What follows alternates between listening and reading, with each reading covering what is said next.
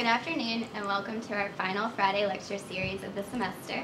My name is Megan Poole and I'm a transatlantic master's student here at UNC Chapel Hill. Today I have the honor of introducing you guys to Dr. Peter Hall. Dr. Hall comes to us from Harvard University, where he is a Krupke Foundation Professor of European Studies.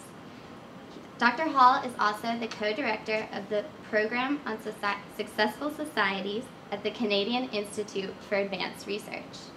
Dr. Hall received his PhD from Harvard University in 1982. Since then, he has conducted research and written extensively on political economy, varieties of capitalism, and French politics. Dr. Hall has published over 80 articles on European politics, public policy making, and comparative political economy. Dr. Hall's publications are consistently recognized as the best in the field. Dr. Hall's current research focuses on the distributive impact of efforts by European firms and governments to cope with international integration in the decades since World War II. He is also researching the relationship between social institutions and inequalities in health. In light of Dr. Hall's scholarly success, it may surprise some of you to hear that it took him a long time to decide to become an academic. Before deciding to stay in his PhD program, Dr. Hall applied to law schools 3 years in a row and spent a year writing speeches for politicians in Ottawa. After writing multiple speeches about subjects such as Canadian agricultural policy and Robbie Burns Day, he concluded that he might make a better scholar than a lawyer or politician. Today, Dr. Hall will be delivering a lecture on the implications of the Euro crisis. Please join me in welcoming Dr. Peter Hall.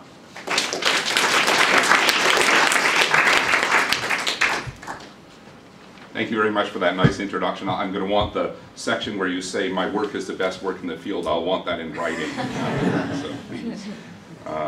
And it's really nice to be here to talk to this group and to celebrate the 20th anniversary of a center that has made such a difference to the study of Europe in the United States, a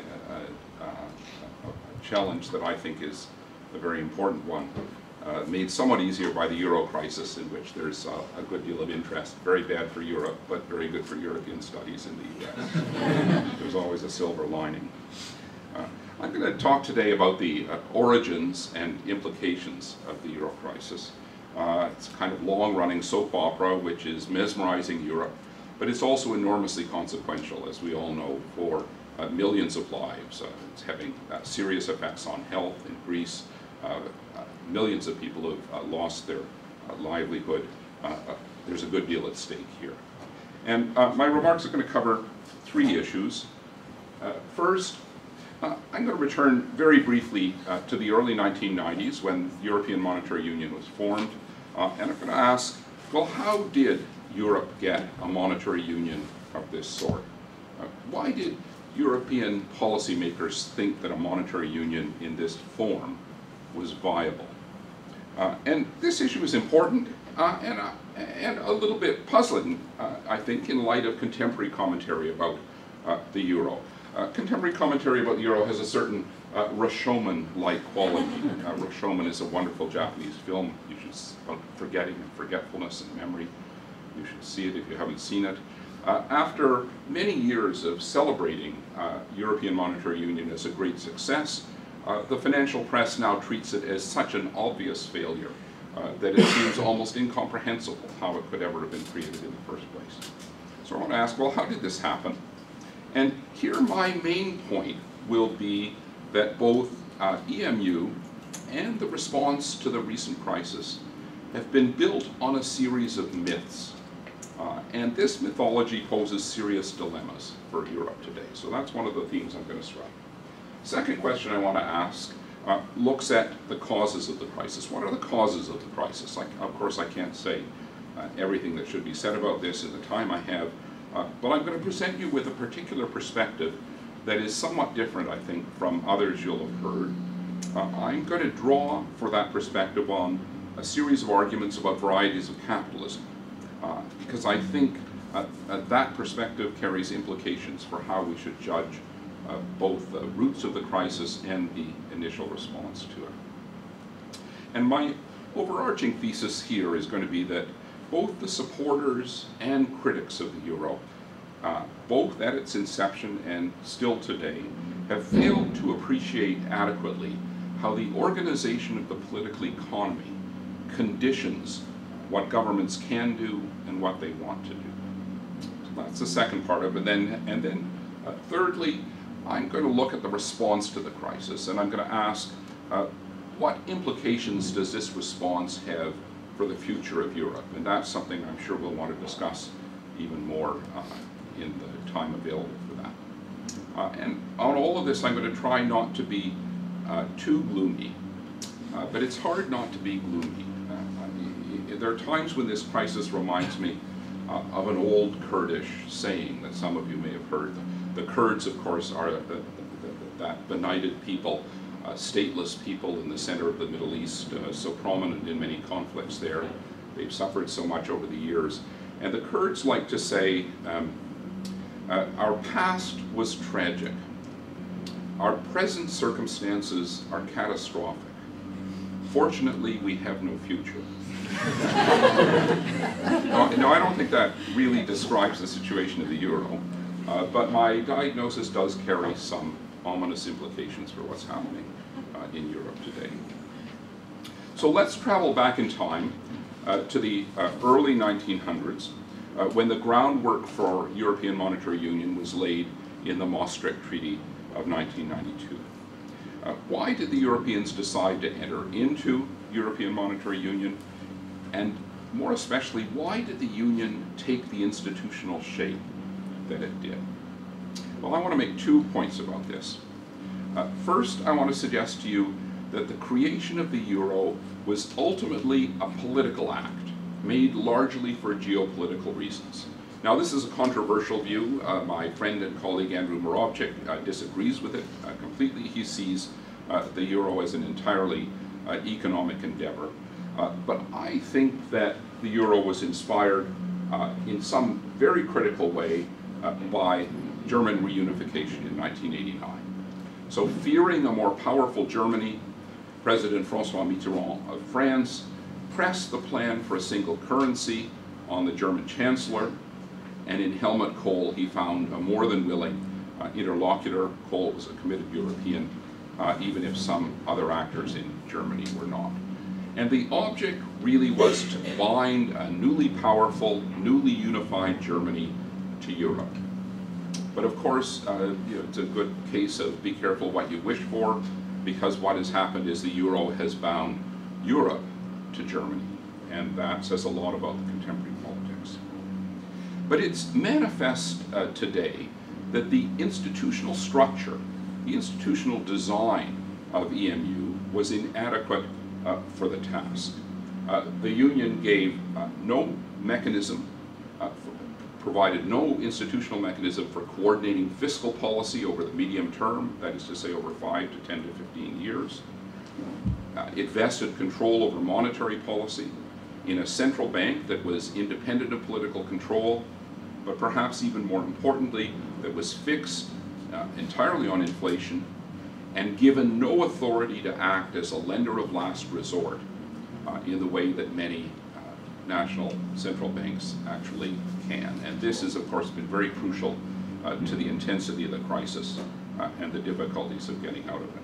And that, of course, was because the Germans did not want to enter a union where they might end up paying the bill. So why did the institutions governing the new monetary union take this institutional shape? Well, I think in some sense, in some important sense, the answer has to be that this was interest-based. As I say, the Germans wanted a no bailout clause. They didn't want to end up paying the bill if something went wrong. And in some sense, these institutions were the lowest common denominator on which the contracting member states could agree. But what I want to suggest to you is that prevailing economic ideas also played a role here, and in a way that I think is interesting for political scientists. The late 1980s, early 1990s were the high watermark of what we now think of as rational expectations economics. And several tenets of that economic doctrine left their marks on the design of the euro. Again, I can't speak at length about this, but what was the main move away from the Keynesian economic doctrines that had been most influential in Europe in the 1950s, 60s, and 70s to this monetarist economics informed by rational expectations economics? Well, first of all, the move away from Keynesianism meant that fiscal policy was no longer seen as an effective force for stabilizing the economy. Instead, the move was to a monetarist view that suggested that effective macroeconomic management required really only a rule-based monetary policy targeted on inflation. And of course, a rule-based monetary policy targeted on inflation can be operated by an independent central bank. So few economists in the 1990s saw the need for institutional arrangements that would allow the new union to coordinate fiscal policy in a flexible way over the medium term. Instead, they settled for the relatively minimal dictates of the Stability and Growth Pact, which specify, as we all know, I think, limits of 3% on government deficits and 60% on government debt. But second, because demand management was passé, under these new views, if you like, these new economic doctrines suggested that the only route to economic growth in the economy was through structural reform on the supply side of the economy. And of course, structural reform is a metaphor for making markets in goods, capital, and labor more competitive. And the emphasis of most people is on making markets in labor more intensely competitive. So in the early 1990s, it was widely believed that the discipline that the new members of the Eurozone would face, having to compete in a single market, that is to say the more open European market that had been started in 1986, under the discipline of a single currency, which meant they couldn't devalue to protect their own products, that this discipline would enforce institutional convergence to a more efficient kind of economic structure on the member states. And so the member states said, let it be done, and EMU was born in the form now familiar to us. And I think to understand why it takes that form, which is so criticized today, we have to understand this climate of economic doctrine at the time. So let me turn quickly to this second question I want to raise. What went wrong with EMU? Where do the roots of the crisis lie? And of course, the answer most commonly and forcefully given, in Northern Europe at least, is that the roots of the crisis lie in the fiscal fecklessness of the Southern European governments, beginning with the Greeks. So here's a headline from the largest selling newspaper in the world outside Japan. I could have put up 40 of those kinds of headlines if I wanted to. This is the view that dominates the European press. These governments simply went on a spending spree. It was their lack of discipline which created the crisis, and the way to resolve that is to reimpose fiscal discipline on them. But I think it's very important to note here how moralistic the initial political response to the crisis was, not just in the press of this sort, but also on the part of leading political figures in Northern Europe, and not just the Germans, but certainly the Germans. And I just chosen a comment that Mrs. Merkel, the German Chancellor, made last March, which exemplified the almost interstitial moralism of the general treatment of the issue. Member states face many years of work to atone for past sins. I mean, it's not coincidental maybe that the word for debt in German, Schuld, is the word for guilt in German.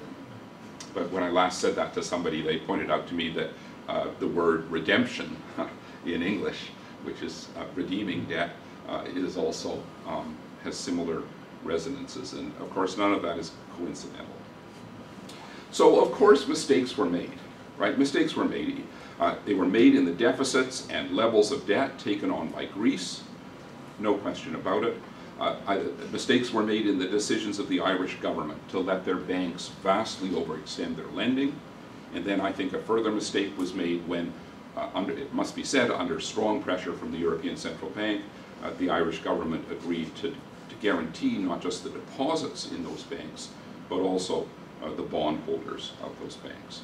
And mistakes were made in Spain when the Spanish failed to dampen down this housing boom, this asset boom that they experienced through the 1990s and early 00s. Of course, that's not a mistake this country would ever make, right? And it wasn't so easy for the Greeks to do this. I could say more about this in discussion if you want, because of course the best way to dampen down an asset boom is to tighten monetary policy. But the Spanish don't control their own monetary policy. The European Central Bank controls its monetary policy, has to generate a policy for the Eurozone as a whole, and it targeted those policies, probably wisely, but it targeted those policies for the most part on the German economy. So the general view is fiscal fecklessness, lack of discipline. This is what produced this crisis, and the moralism around it is almost overwhelming. But I want to suggest to you, partly as a counterpoint, that I think the roots of this crisis lie somewhere else. And in particular, I think they lie in the fact that this monetary union joined together political economies of several different types. In other words, it joined together different varieties of capitalism. And what I mean is that political economies are characterized in each case by a distinctive institutional architecture. This doesn't surprise any of my colleagues here, and of course these views go back to a book I edited with David Soskas in 2001, and which was foreshadowed by a book for which I remember the conference here, actually in 1999, that Gary Marks and John Stevens and several other people edited, which is very widely cited, and I think was the progenitor for this idea. I'm trying to associate them with my view in case someone wants to attack it. So the idea is that political economies are characterized by a distinctive institutional architecture. And that architecture is reflected in how their trade unions and employers are organized. It's reflected in how firms are organized and how firms organize their relationships with other companies.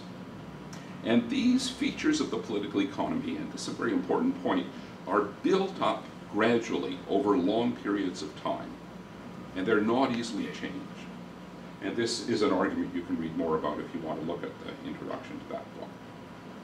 But to a large extent, this institutional infrastructure conditions what kind of strategies firms can pursue on the one hand, and what kind of policies governments can pursue on the other. The strategies German firms follow, for the most part, are very different than the strategies American firms follow. There are hybrids, but those differences have roots in the institutional architecture of each political economy. So to make things simple for this case, let's distinguish between a set of Northern European economies, exemplified by Germany, and the Southern European economies, exemplified perhaps by Spain. And my key point here is that the organization of the Northern European political economies was ideally suited for prospering in a monetary union.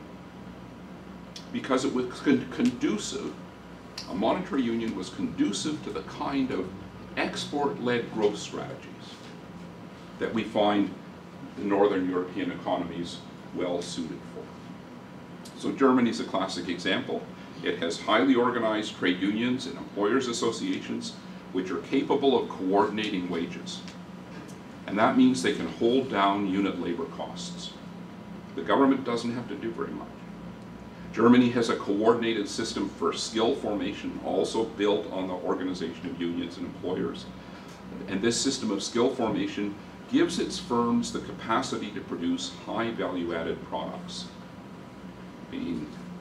Some of you may be thinking about buying a new car, wishing someone would give you a new car for Christmas.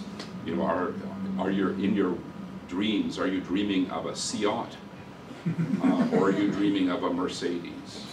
Or a BMW perhaps. Well, yeah. That's the German economy. And its firms are organized in ways that promote continuous incremental innovation. And that in turn makes it easier for those companies to compete on quality as well as price. Right? So those are the German, that's the German economy, but it's true broadly speaking with some variations, I think, for the Northern European economies. By contrast, the Southern European economies are organized very differently. They have vociferous trade union movements that are incapable for the most part of coordinating wages, aside from some occasional social pacts. They lack coordinated systems for giving their workers high levels of skills, and they lack the capacities for incremental innovation, for making products and the production process continuously better over time. Therefore, these economies are not well equipped to operate export-led growth strategies. Their products don't compete in the way that the Northern European products compete. And instead, typically, with some variations among them, which I'm obscuring here, typically they've relied on another kind of growth strategy led by domestic demand. But of course, demand-led growth is usually accompanied by inflation. Thus, to ensure their products remain competitive on world markets, these countries operating demand-led growth strategies have to rely on periodic depreciations in the exchange rate. Depreciating the exchange rate, of course, makes imports more expensive, but it makes your exports cheaper in the markets where you're selling them, and this offsets the effects of rapid growth in demand and inflation, offsets those effects on your trade balance. Well, I think you can see where this is going. The Northern European economies of Germany, Denmark, Austria, and the Netherlands were well equipped to prosper in the new monetary union. EMU offered them guaranteed markets because it meant that their southern competitors could no longer devalue against their own products. And it held down the exchange rate, the euro exchange rate against the rest of the world, precisely because it included the southern Europeans. But by contrast, monetary union placed the southern European economies in a bind. Entry into the euro made depreciation impossible. They could no longer devalue the currency, and it flooded them with cheap capital, made available by northern banks, which were trying to recycle, logically trying to invest the balance of payment surpluses earned in the north. So we find a dramatic decline in real interest rates across southern Europe. It became very cheap to borrow. People were wandering around, well, I don't know, they were wandering around. They were trying to find somebody to lend to. So what were the southern European governments meant to do? Were they meant to turn their back on this capital? Capital they could use for investment? Were they meant to give up on demand-led growth? And what they did was most rational in these circumstances, which was to take advantage of this funding to continue to promote demand-led growth. So here's a comparison of growth in domestic demand in the first decade of the euro across the southern European countries, the Eurozone as a whole, and in Germany. So we find demand-led growth continues in the south. And until the global recession of 2008, this strategy was relatively successful. I don't know if I have a little first rule, don't point it at you to see if the laser is working. It's claimed it is working. Don't want to push. You know, well, so they didn't do all that well. This is per capita GDP growth on the left. Greece grew very rapidly. Ireland had a particular strategy we could talk about that grew very rapidly. Spain, at least above the trend line of the Eurozone as a whole. Portugal did less well, but they grew relatively rapidly. But of course, there's a second level to this, and a second level to the charges leveled in Northern Europe. A lot of people in Northern Europe say, but the Southern Europeans lived high off the hog in this period. Yes, they grew, but they didn't make good use of this growth, of this opportunity that they had in the first decade in the euro. They should have reformed their economies and increased their productivity, and instead they wasted those years. And there's some truth in this, and I'm looking more closely into it, but I think initially at least, I don't think this argument holds all that much water. So yes, the Greek government overspent, no question, and it hid the results, which was even worse. But the governments of Spain, Portugal, and Italy were pretty prudent in fiscal terms.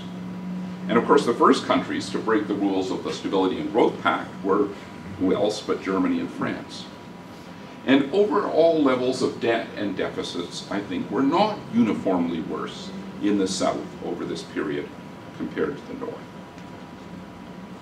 Moreover, there was a good deal of market-oriented reform in the South.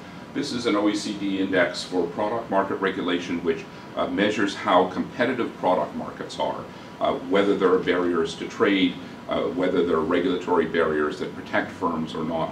Lower levels are better, and I think you can see here that product markets were reformed just as rapidly in much of the South as in the North.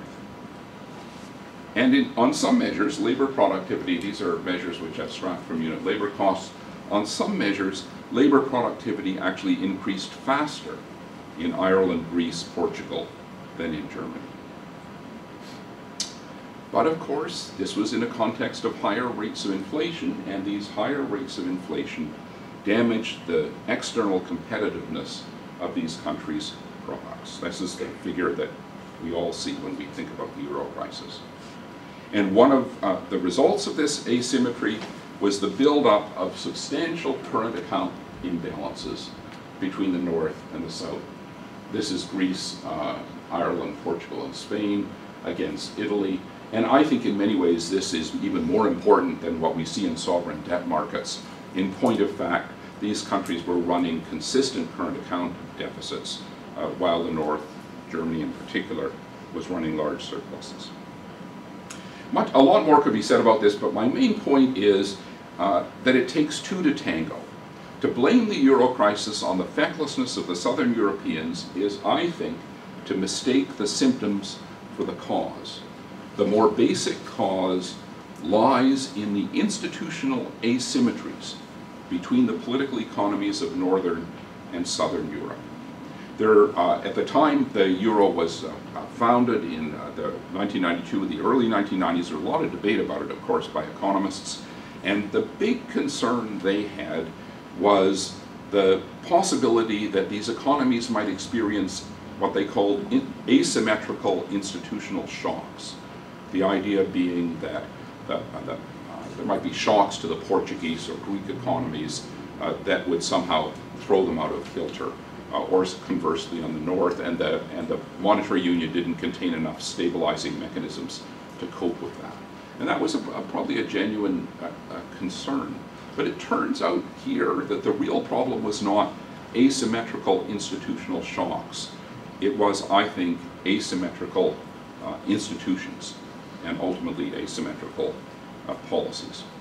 And this point was not well understood when EMU was established, and it's still not adequately understood, in my view, today. I mean, there are probably people here who disagree with this, because one can readily disagree with this view.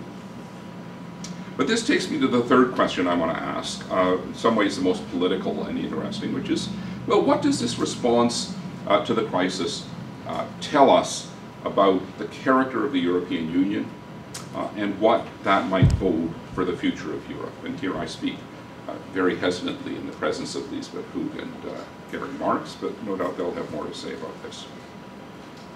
And there's more to say than I have time to cover, but let me make a few points about this. First of all, I think, so here's the question. Wait a minute, no question. Well, first I think we could all agree on the general character of the response to the crisis. To borrow a phrase that now comes up on Google about 5 million times, it was really too little, too late. I could say a lot more about that if anybody wants, but many of you here will have followed the course of this thing. I'm constantly reminded of Winston Churchill's famous phrase about the Americans that you also sometimes see in the papers. Winston Churchill once said, you know, the Americans can always be counted on to do the right thing after they've tried everything else. And in my view, that's pretty much what we've been seeing in Europe. And more decisive action sooner, which I think was possible, although difficult, would have been far less costly for coping with one aspect of the crisis, namely the crisis of confidence in the bond markets. Again, I'm happy to talk more about that. And the approach taken to the second aspect of the crisis, this is a crisis with multiple dimensions. First of all, it's a debt crisis. Secondly, it's a crisis of confidence in the bond markets. And thirdly, it's a crisis of growth. At a minimum, 3 crises, right? Well, the approach taken to the second aspect of the crisis, namely the debt crisis, is one that imposes, as it suggests, most of the costs of adjustment, to date at least, on the countries of Southern Europe, giving Ireland honorary status there.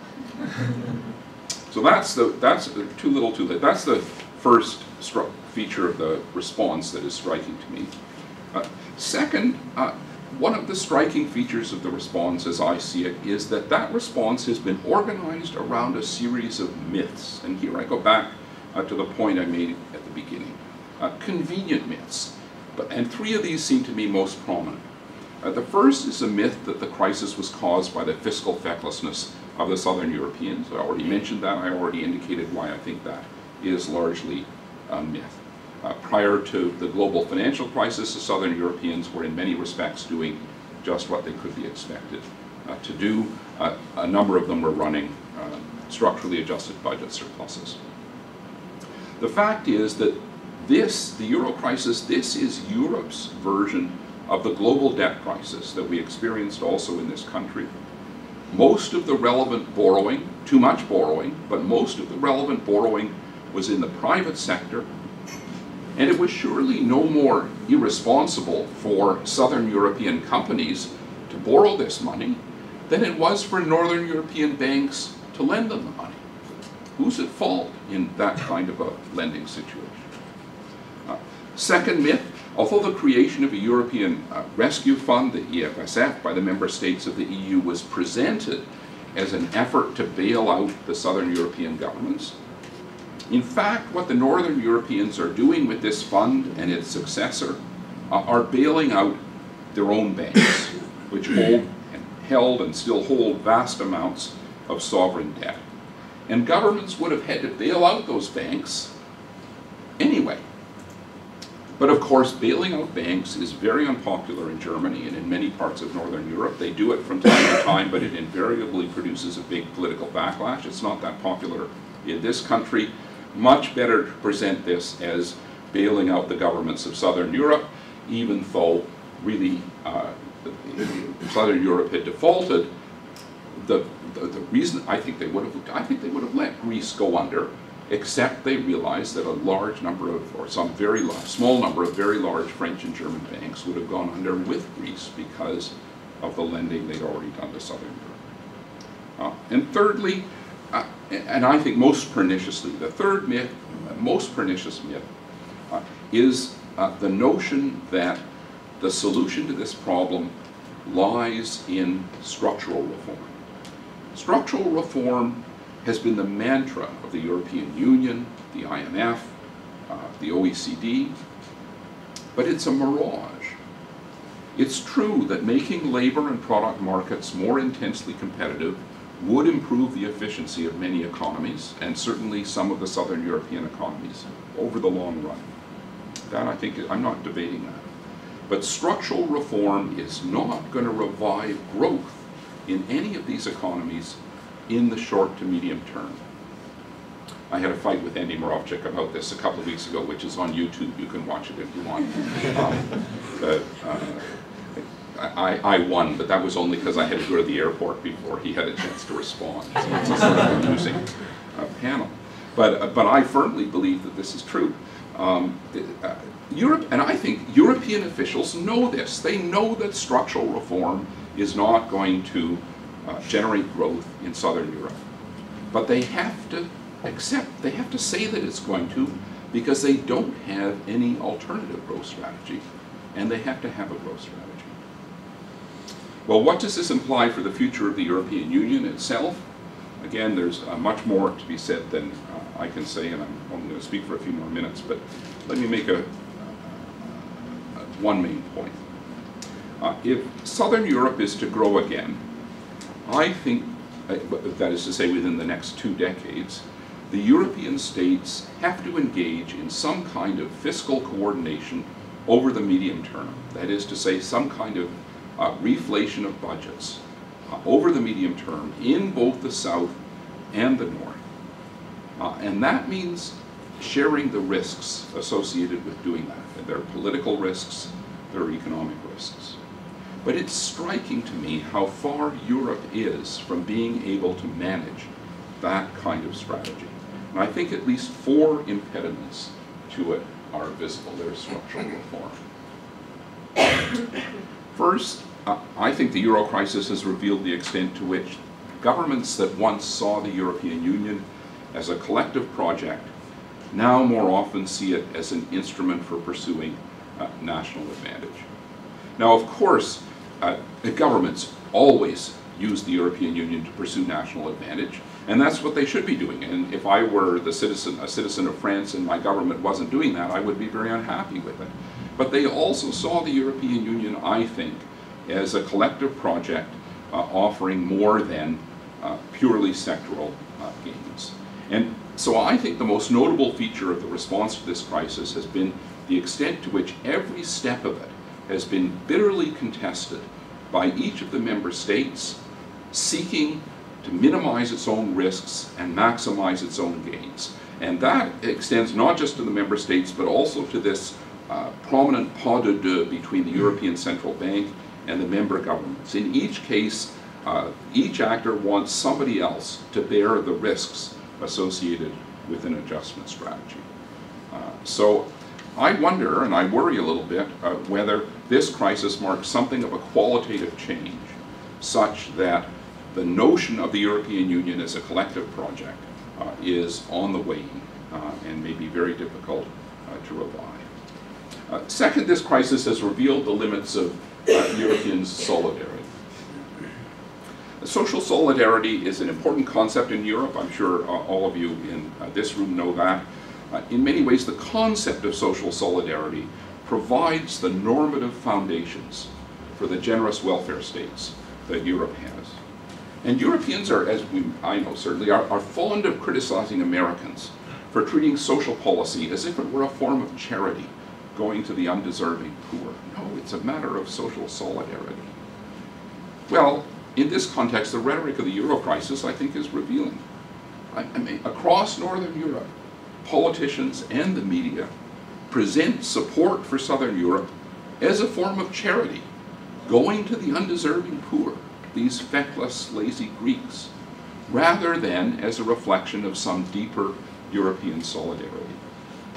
And therefore, I think there are real grounds for wondering whether the Europeans can summon up the political will to resolve this crisis in a way that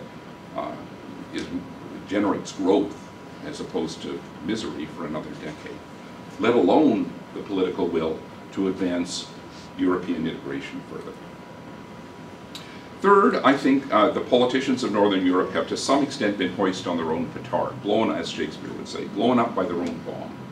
The strategies they adopted in the immediate wake of the initial crisis have made the medium-term political problems facing them much more difficult. And the German government is unfortunately typical. By presenting the crisis as something that resulted from fiscal profligacy, a moral issue coming out of fiscal profligacy, and the bailout as kind of distasteful obligation, rather than as a route to a better Europe for everyone, Mrs. Merkel has made her task much harder, which is the task of mobilizing consent, political consent in the Bundestag and in the electorate for real solutions to the crisis. And then finally, the euro crisis has, of course, I don't have my slides. Right, there you go. Yes, I don't use that acronym, but some of you will have seen it. I mean, so, I mean, for someone interested in discourse analysis, this crisis is absolutely gold. Let's see what the next slide says. Yes, it's mine. So I think this is going to be my last point, although I have lots more that I can say in discussion. I think the gravest threats to the euro are not economic at the moment. I think in some ways, thanks to the European Central Bank, they've managed to resolve that problem. They're political. I mean, who can say if these governments in Southern Europe are going to be able to retain an adequate amount of electoral support to impose what is going to be years upon years of further austerity, draconian cuts on their populations. I think Europe can probably muddle through on its current track. I don't think it can restore growth with anything like its current policies, but I think it can muddle through, hold the euro together. But I think the unpredictable part of the situation is the political pressure that is being put on these southern European governments. Can they withstand that pressure? It's not at all clear to me that they can. And in the north, it must be said, as I'm sure people here have noticed, that this whole affair has also increased support for Eurosceptical parties, populist parties like the Democrats in Sweden or the True Finns in Finland, who are now holding up the government. And that in the north has made it much more difficult for mainstream parties to form the kind of coalitions that would allow the government to take the decisive action that is required to resolve this crisis. A French politician once said that the essence of government is sacrifice. That isn't always true, but in some ways that is the ultimate test of the government. Can it impose short-term sacrifices in pursuit of long-term goals? And these governments in both the North and the South are currently in a weakened position to do that, so that it's not like this country is doing much better at it, but they're in a weakened position to do that, and I think that is the essence of the thing. And it's understandable, if you like. It's understandable because think about the Germans. Germany entered European Monetary Union somewhat reluctantly. Kohl was a highly committed European. The Bundesbank was opposed to it. Hence, we get the Stability and Growth Pact. But the Germans now fear that they'll be faced with the need to send billions of euros on an indefinite basis every year to Southern Europe. And they don't see why they should do that, because let's face it, after German unification, they sent billions and billions of Deutschmarks and then euros to Eastern Europe to accommodate unification. Germany sent about 4%, West Germany sent about 4% of its GDP a year to East Germany. I wonder if I have a slide about that too. Probably do, but yeah, Yes. about that. A level of transfers that, to my knowledge, is unprecedented. 4% of GDP a year. That basically was high taxes on the West Germans for subsidies for the East Germans. They're afraid they're going to be asked to do the same thing for Southern Europe, and they look at the Italian case where the Northern Italians have tried to subsidize the South, the Mezzogiorno, for many years, and look at the results. The results are really middling. So now we think, oh, but that's okay. Now we're going to do it for Greece. They look at Greece and they seem, not optimistic that this would work. And you can understand that perfectly well. But at the same time, in Southern Europe, and here I saw my little slide here, I'll just go back up to it. Yeah, look at this. Here are the latest opinion polls in Greece, where the third largest party is, of course, Golden Dawn. And Golden Dawn is a party whose leather-jacketed members forcibly evict immigrants from apartment buildings, whose leaders openly praise Adolf Hitler, the only German they currently like at the moment, but still. This is a very, very nasty party. This is not just one of Herbert Kitchel's radical right parties. That's the third largest party in Greece in terms of popularity. And the largest party, of course, is Syriza, which is a cobbled-together coalition of communists, socialists, social democrats, fellow travelers, well-meaning people like people in this room. But how can that party ever hold together? And it's a party whose platform is, we want to stay in the euro, but we don't want any more cuts. This is not looking promising.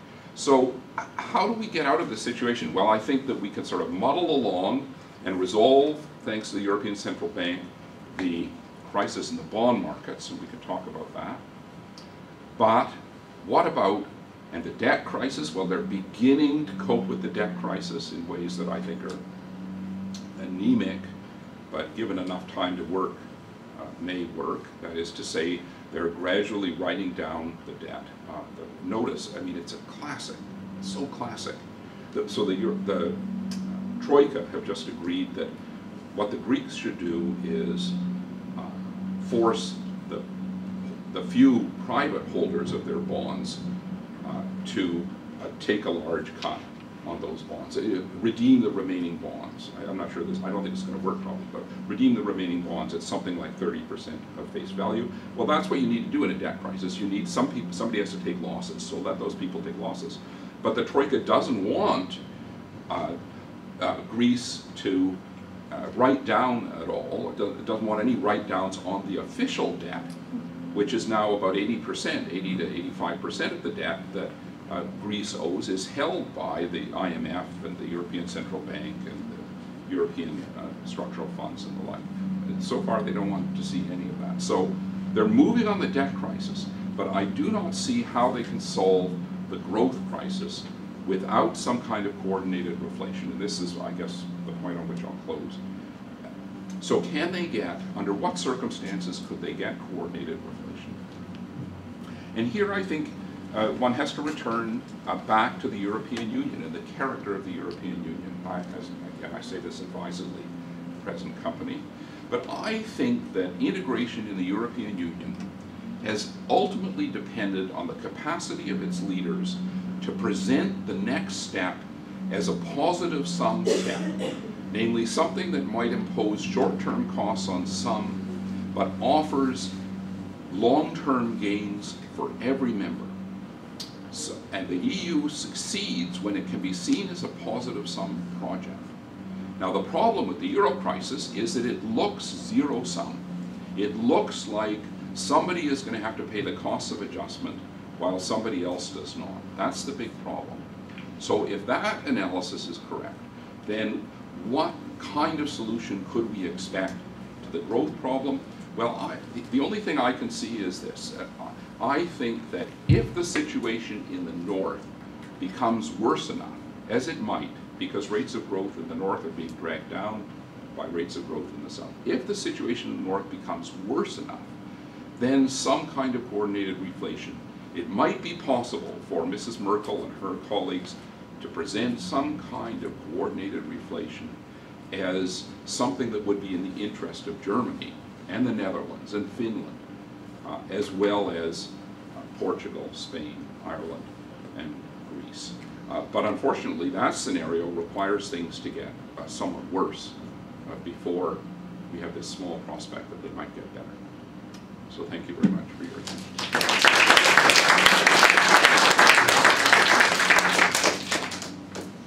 So, questions, and I should moderate. So, Professor Marks. Yes, thank you for a very clearly argued and I think very wise talk. Peter, what worries me is that you and I arrive at the same set of conclusions through very different set of arguments. Are you worried that we arrive at the same set of conclusions? That Correct. would worry me, certainly. That worries me. Yes, that is what worries me. That I agree with your conclusions, but that I have, that one can arrive at the same destination by a different set of emphases. Why say?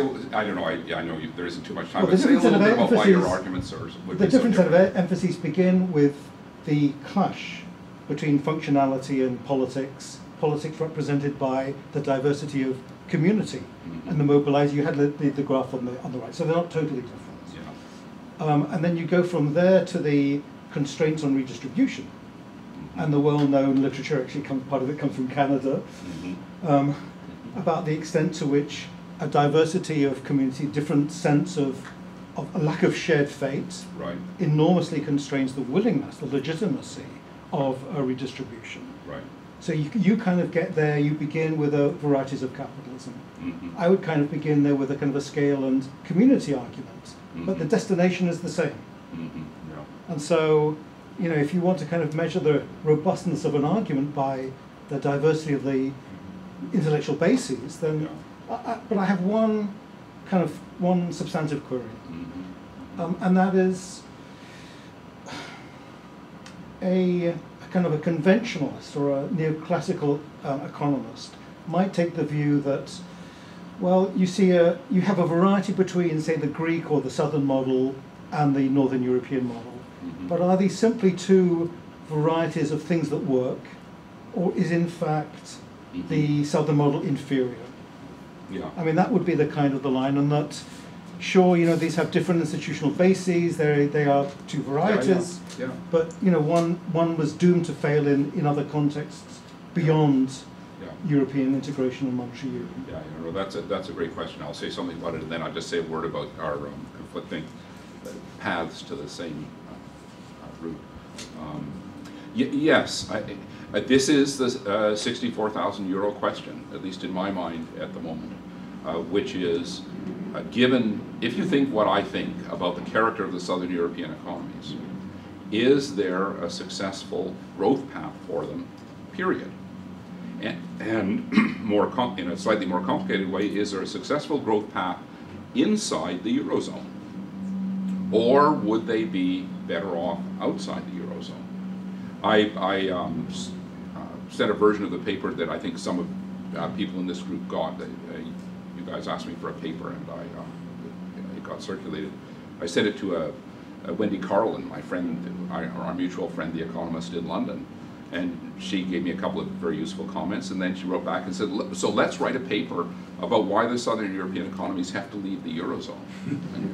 And I said to her, well, yes, I know that's the logical conclusion of this, but I'm not sure I'm yet ready to write that paper. So Soros argues that the North should move. Yeah, but he's trying to put pressure on Germany. It amounts to the same thing, speaking of two paths to the same. And I'm looking into this. I'm spending some time this year looking into this, and I don't have an answer. I don't have an answer yet. I will say that demand-led growth strategies are not, I think, necessarily inferior. I think that the USA, for instance, typically runs a demand-led growth strategy, but it's in recent decades it has at least. But it's been able to do that because we have a reserve currency, so that we can sustain indefinitely these humongous balance of payments deficits, so that we're subsidized by the Chinese, of course, and in return we transfer our good middle-class jobs over to China, and it's a very complicated exchange, but it's made possible by a reserve currency.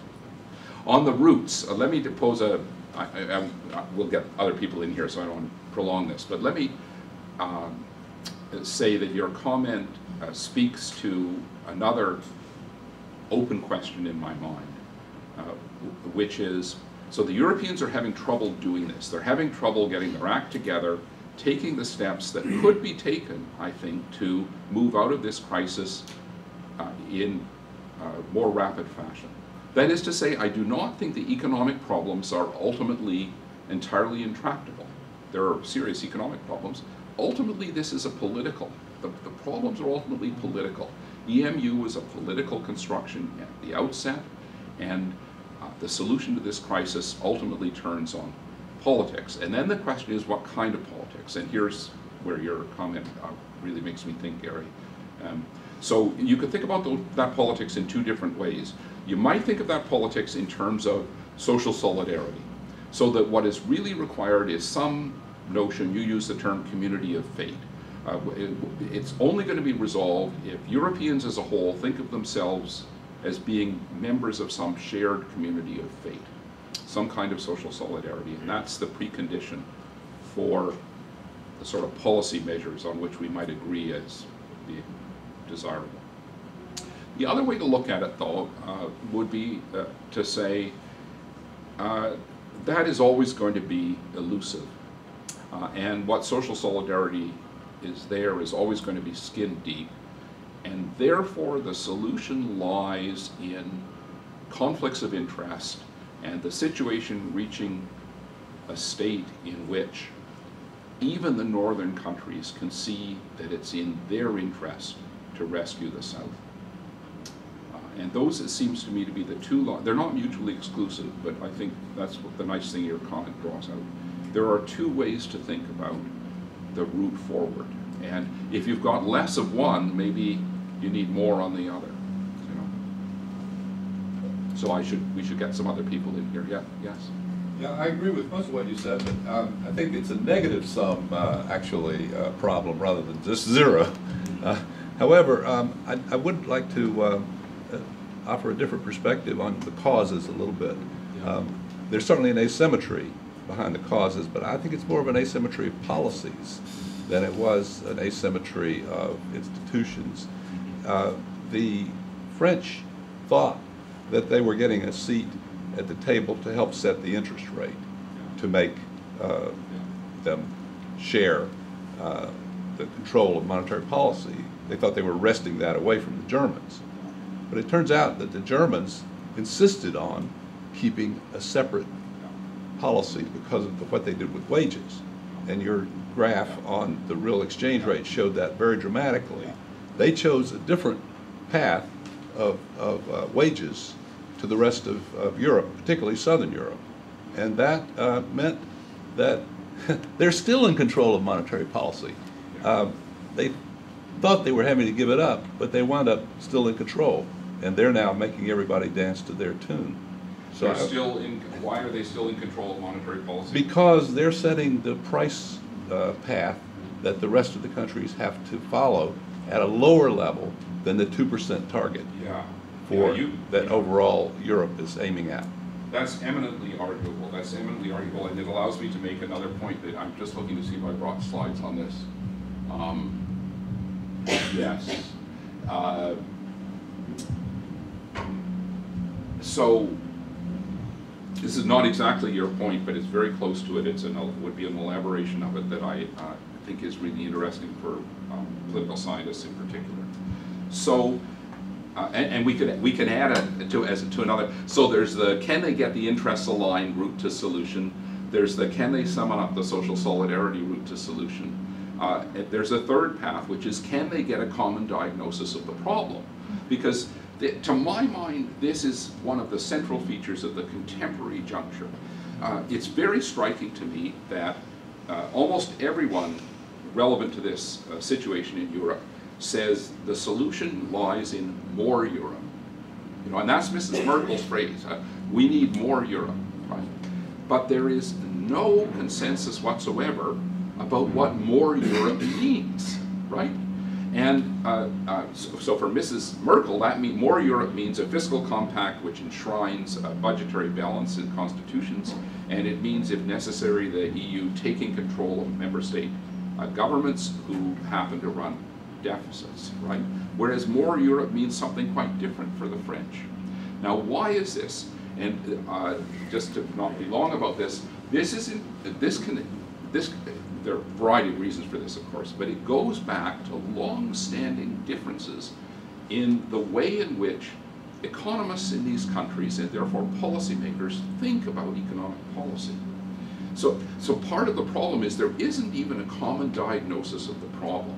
I mean, very smart, very well-meaning German economists, some of whom are my friends, really believe the problem lies in fiscal deficits, period. Right? And that is partly because the Freiburg School of Economics has been very influential in Germany. The Germans have never really been persuaded by Keynesian thinking. They have always thought that the best kind of economic policy is one that runs very small budget deficits, if at all, remains largely in balance, and that what governments do is provide framework policies, a classic German phrase, that allow for dynamism in the private sector. And this is all encapsulated in their concept of the social market economy. That's what good economic policy is. Whereas the French and many of the Southern Europeans, partly because the French armies under Napoleon once conquered them, the French and many others are much more open to Keynesian ideas, much more open to the kind of thing that I've argued, which is that austerity is self-defeating here. You need some kind of growth package, reflation in the north and the south. Capitalists alone can't be created, counted on to create jobs equitably. The dynamism, the private economy is not always right. It's not always dynamic. That was Keynes' own big point. And here's the kicker. These differences in national economic doctrines have roots in national philosophies of governance, something that political scientists can well understand. So Germany believes in the ordo-liberal state for good reasons. They experienced an alternative in the 1930s that was very unpleasant. So they want to see the government only steering the economy in a very gentle way. It provides the framework, the rules, and what actors do is they abide by the rules. And this is a philosophy of government. You can see it in German international relations as well as in the economy. The French, of course, have this Jacobin, not Republican, not Romney Republican, but Jacobin Republican ideology that the state is the guarantor of the public interest. And as such, public officials have a special responsibility to intervene in order to resolve these kinds of problems. So demand-led growth, activist fiscal policy, this is fine. And even Giscard wasn't actually favoring planning, but even Giscard said, la planification, c'est l'inflation. The French recognize the value of a little bit of inflation, and of course the Germans hate inflation. So there's a way in which, although it seems the most prosaic part of the problem, the diagnoses of the problem, as you point out, differ fundamentally between these countries, and that is at least another impediment to solution. I think this is not irresolvable, but it's serious. And as you point out, this is not coincidental because the German policies are also very appropriate for an economy organized like the German coordinated market economy is, and the Southern European Keynesianism is more appropriate for a Southern European economy. So is there a woman who wants to ask a question? Or a student? Or both? I promise not to give such long answers. I will stop. Yes, at the back. I'm not a woman, but yes, which are you? Yes. I am a student though. So when you talk about the need for a sense of social solidarity in terms of being able to navigate this crisis, isn't that fairly morally prescriptive, and thus outside the realm of political science? Oh.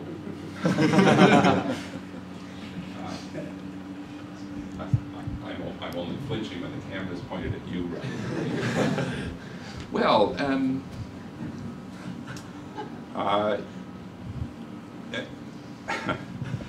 no. The short answer. Well, the answer is yes and no. You see, I mean, yes, of course.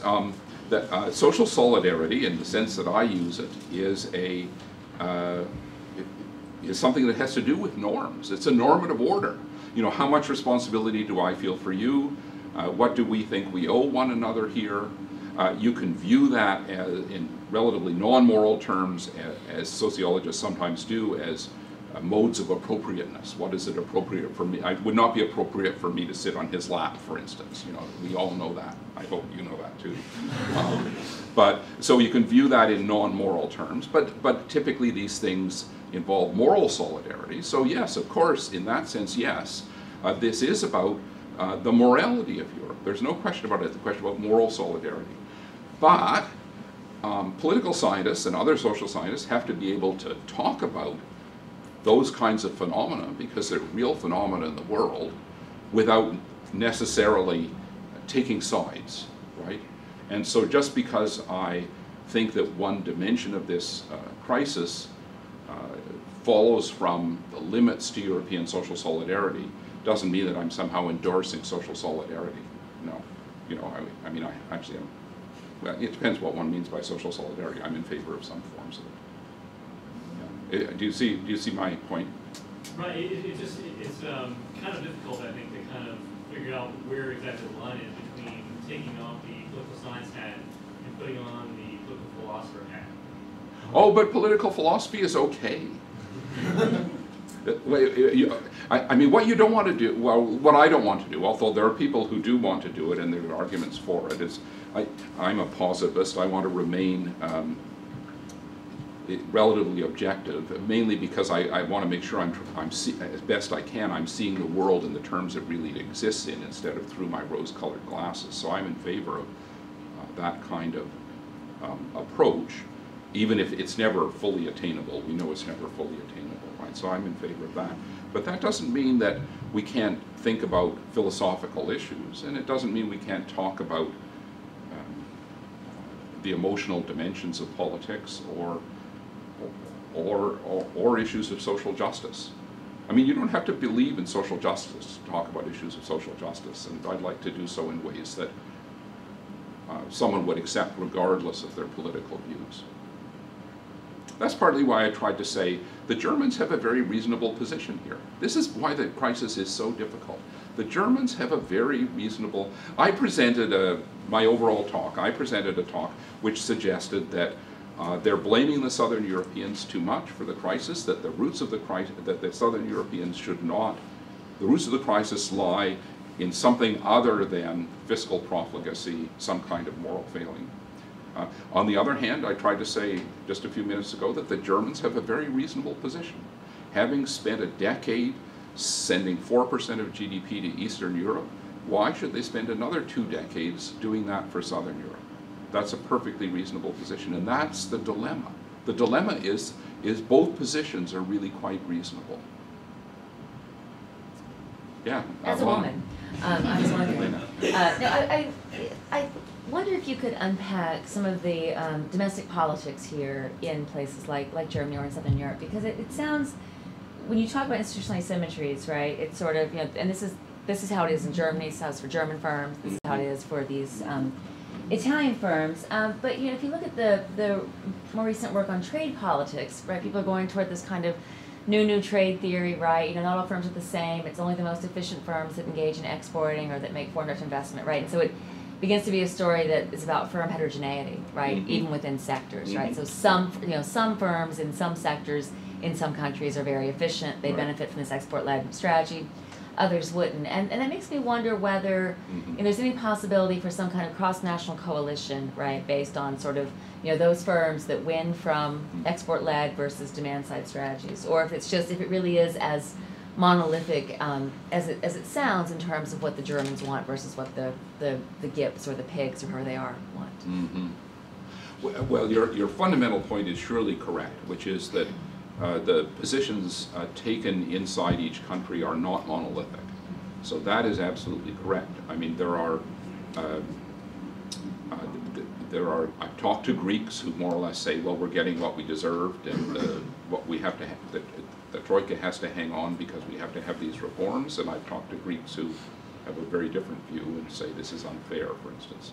But in Germany there is genuine debate. I think one of the interesting features of the German political scene is that the Social Democratic Party has from the beginning been more sympathetic to providing support for the South than the CDU-CSU coalition, FDP coalition under Mrs. Merkel.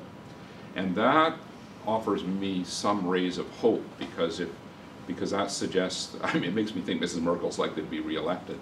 But it does suggest that the center of opinion in Germany is a little bit, call it to the left of Mrs. Merkel on these issues. And she, of course, is heavily constrained by the CSU, the Bavarian wing of her party. So that was interesting. The other thing that's interesting in Germany in this context is that at a time when the German government was holding a very stern line and a kind of no bailout line, the German business confederations jumped into the fray and said, this would be catastrophic. We have to bail these countries out. So there's no, I don't know as much about it as I'd like, but there's no question. Because they want to keep the euro because they benefit from the euro being set at a lower level than the market. Exactly, right? Exactly. It's an export story still. Exactly. So I think I don't know as much about this as I'd like, but I think that there is going to be a very interesting set of stories to be told about the Produce Group politics of this. And we will find exactly what we predict. I don't know enough to sort of give you chapter and verse about the lines of conflict, but I think we'll find exactly what you predict, which is that some sectors favor, call it rescue, and other sectors favor, call it austerity. Yeah. Amalada. Hi. I just want to challenge you a little bit on this idea that, well, you applied said that the EU is seen increasingly as an instrument for securing national advantage, and I would argue it's always been seen as an instrument for securing national advantage. And I think you would probably agree with me in saying it's really a time horizons question, right? That now the time horizon for securing that advantage has shortened. And I think the main reason for that is the politicization and sort of domestic politics of EU decisions. I see that, for example, in enlargement, where the first enlargement was decided for long-term interests with very little debate in national politics in places like Germany or France. Now, because it's become so much more politicized, the time horizon has shortened. When are we actually going to benefit from enlargement, if at all? And I think the problem is exacerbated by the fact that the way that the politicians have politicized the EU as a solution. So in this case, if you make the solution to the unpopular solution to the debt crisis an EU-level solution, you're sort of further undermining the EU in that sense. And I see that as another pattern across the EU, that when national governments don't like the solution on the table, they make it an EU solution, and that gives them some political cover. So those, I think, are grounds for skepticism that we're going to have the same kind of European integration with very real benefits, but in the medium to long term. That's a very nice point. I mean, I think we'll take those points. By politicization, I assume you mean had become a highly visible issue in the electoral arena, right? Yes, yes. I think that's true and probably feeds quite centrally into this. And I think you're also absolutely right about the dangers of blaming the costs of this on the EU. And I mean, that in turn does feed one's gloom a little bit about this. I mean, one of the striking features, which is so obvious I didn't say it, of the aftermath of the crisis and the response is the way in which the role of the Commission and even the Parliament has receded, and now we see intergovernmentalism rampant. You know, Andy Moravcik must be, just like absolutely thrilled by this. You're energizing me when you say that. Pardon me? You're energizing me when you say that. Yeah. Okay. Oh, I mean, okay. Well, so lots of people are happy about this, but it is one of the striking features of the response. There's one summit after another, one summit after another. Before it's routinized. Pardon me? Before it's routinized in European institutions, has always been the case. I mean, every deal is you get these intergovernmental deals, and then what happens? You have an institutional routinization in European institutions.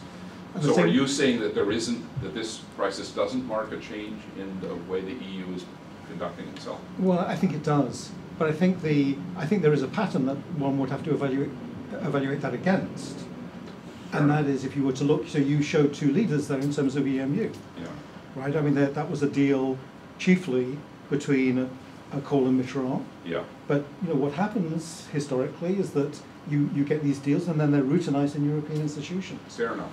Yeah. No, fair enough. But I do think that the politicization point is a really nice one, and I mean the next level of analysis for political scientists at least would surely be to put some of these things together, as you started to do, Malata, namely, all right, so if the essence of the thing is that these countries have to be persuaded that, call it rescue, is in their interest, that it's really ultimately an interest politics, which it probably is, what does that require? Well, Malata's point suggests that it might require something with regard to how politicized these things are, although that may not just be a dichotomous variable. But Gary, your point, I think, one I would certainly agree with, suggests that you only get coordination in a conflict of interest situation contingent on both guarantees but some underlying level of trust, which is pretty close to solidarity.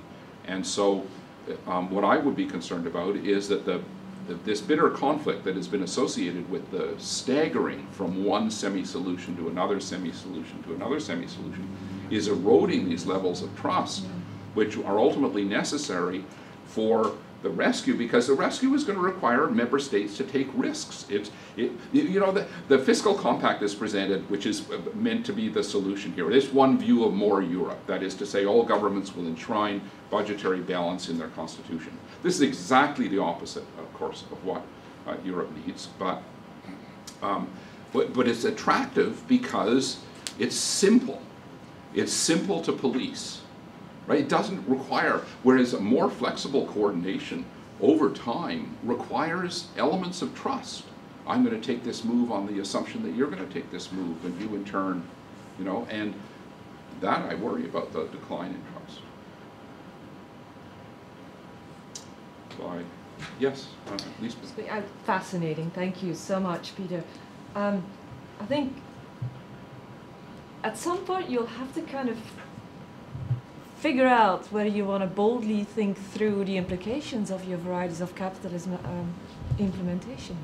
Because if you take that seriously, there's the different institutional complementarities, the difficulty of changing these, and this then underpinning and kind of being the structural constraints upon which you impose a currency union. Is this currency union really viable? Mm-hmm. Yeah. So, I mean, if you think that through, yeah. Consequentially, you almost have to say no, unless you do one of two things, or perhaps both. One is you kind of lighten the extent to which varieties of capitalism constrain policy making, or the connection between monetary and economic policy, because and fiscal policy, this is what we're talking about.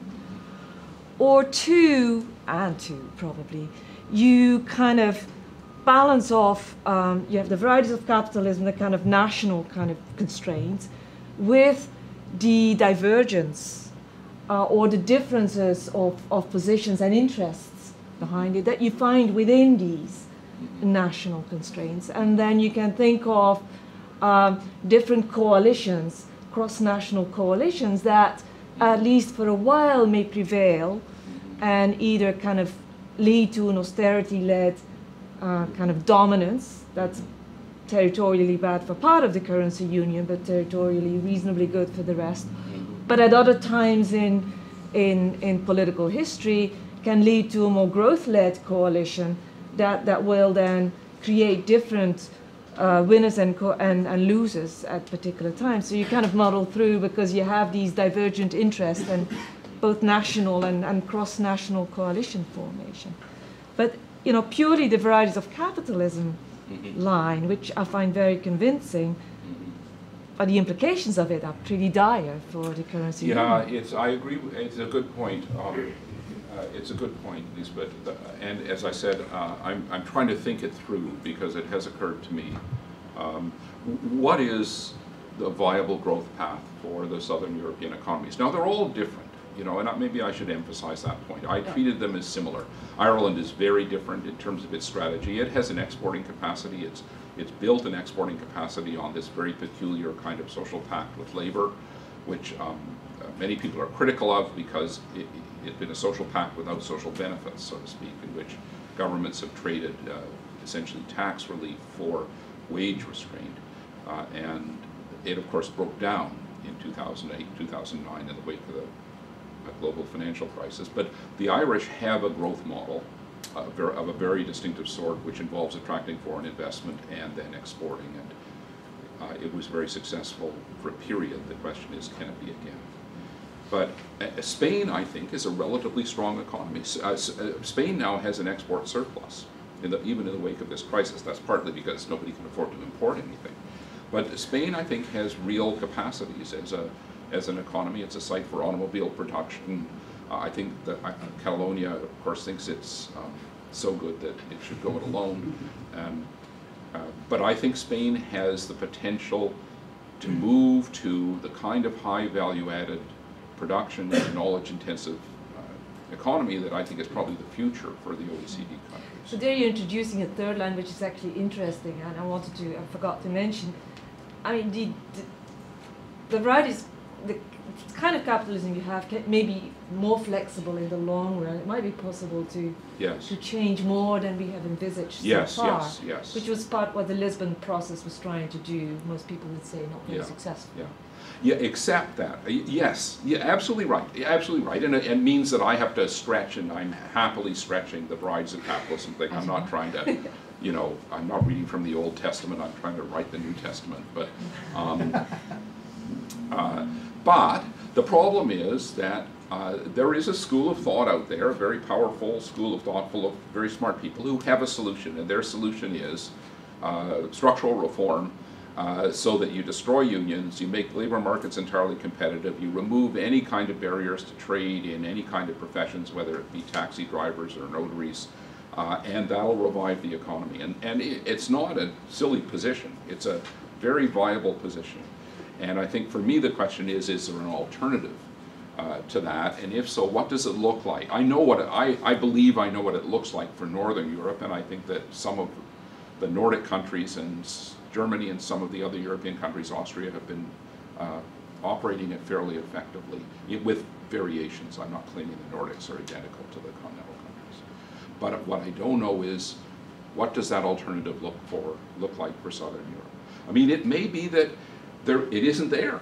I mean, it may be that Greece needs to leave the euro, have a 50 to 60% devaluation, an enormous economic crisis because the Greek banks would all fail. This would have deep repercussions on the European financial system, but they're probably hedged enough to handle that. And the Greek economy might then revive on the basis of very cheap tourism, you know, and I'm ready to buy tickets. You know, and that's not a silly scenario. It's just, I don't think that's a very happy scenario in the long term for the Greek people. John, I guess you get the last question because we're supposed to stop. Just relate, 2 weeks ago when Herman Schwartz gave his talk here, he said that somebody from Bloomberg called him up and asked him if there's any solution to this. And he said, yes, what you do is you issue vouchers worth 3,000 euros to all those people in Northern Europe with the requirement that they have to spend it on vacations in Greece, Spain, Italy, and Portugal.